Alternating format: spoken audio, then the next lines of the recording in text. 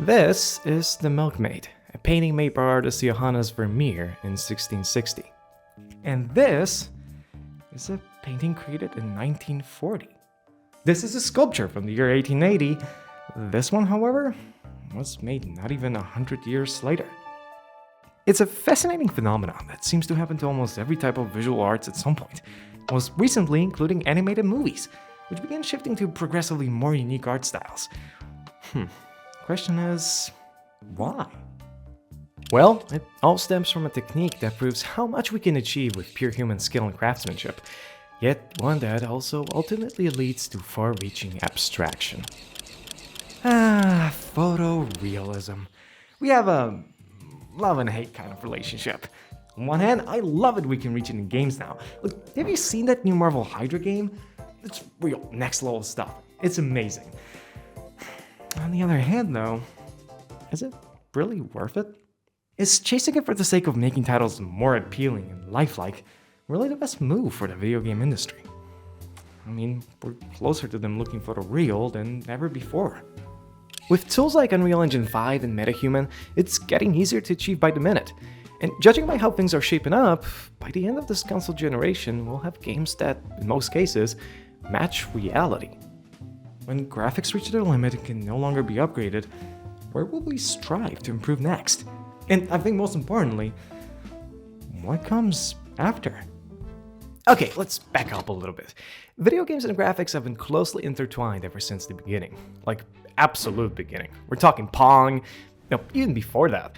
There was always this chase for a game that looked more, well, not exactly real, but believable.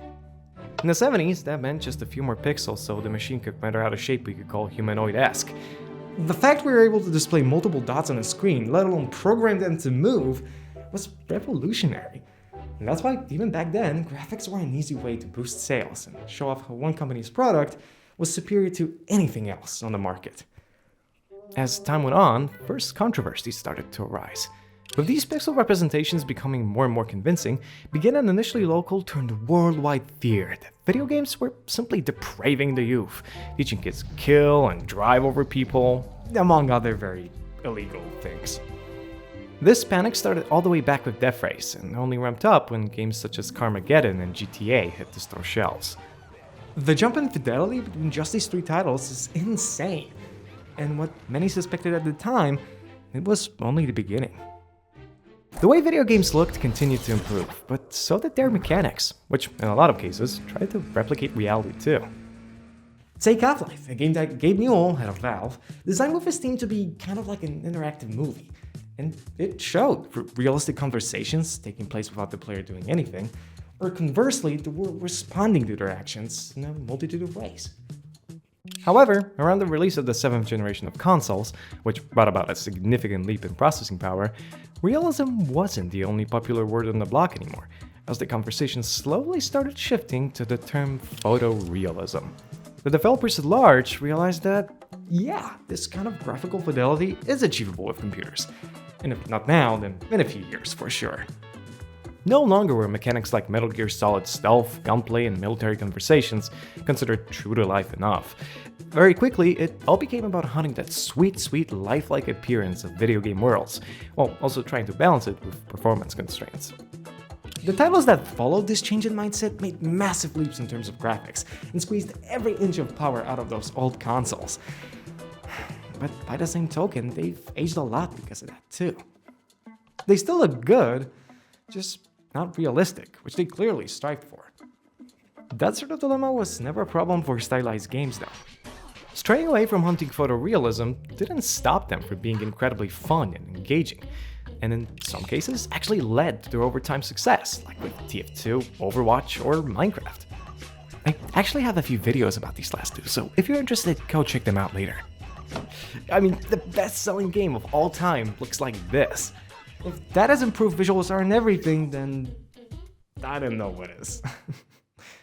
There are obviously many more examples, as well as plenty of reasons video games choose not to follow reality as close as possible.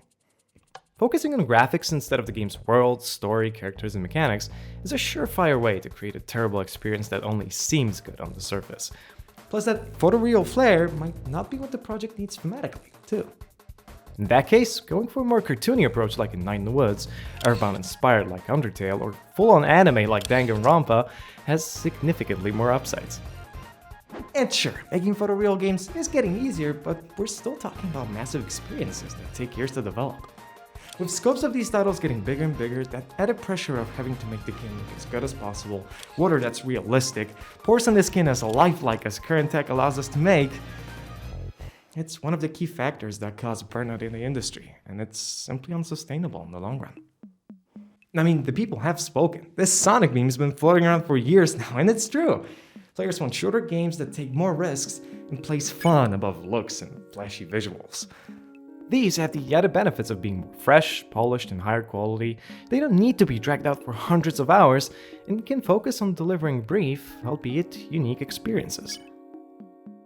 Yeah, the general audience may still be content with what they have, but who says that can't change?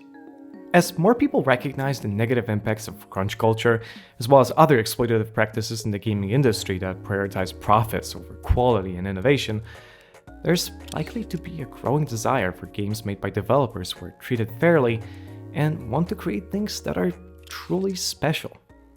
That's a bit of a topic though, and don't get me wrong, of course, it's not like there isn't a place for photoreal video games, or ones that market mainly by using their graphics. No matter how you slice it, it's wildly impressive that we can reach this level of fidelity now. The uncanny valley is becoming a thing of the past, and tech that could once only be realistically used in movies plays in real time in our machines.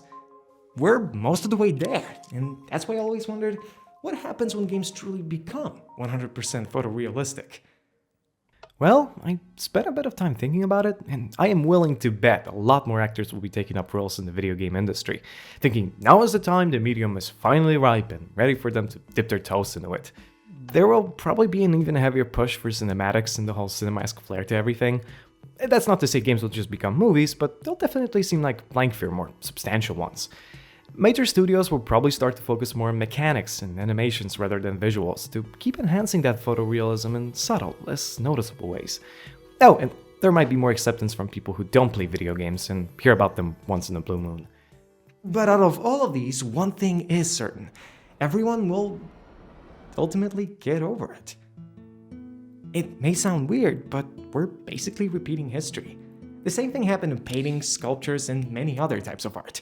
We kinda sucked at them at the beginning, reached photoreal levels of craftsmanship, marveled at what we could achieve, then moved away from it to focus on more abstract, realistic experiences.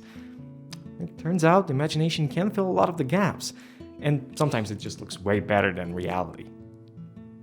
At some point, we have to ask ourselves, is it always worth it? I'm happy and excited that we'll reach this milestone of games being indistinguishable from an average movie or TV show. But I don't want it to be the norm. Animated movies have become homogenous over the years, and that's precisely why so many studios turn to visually unique artistic styles instead. These mediums are so beloved because they allow us to make things that aren't real, that wouldn't normally be possible in our world. So it's kind of funny we're focusing so hard to simply replicate it. But hey, who knows how it's gonna go? I guess we'll see in a few years.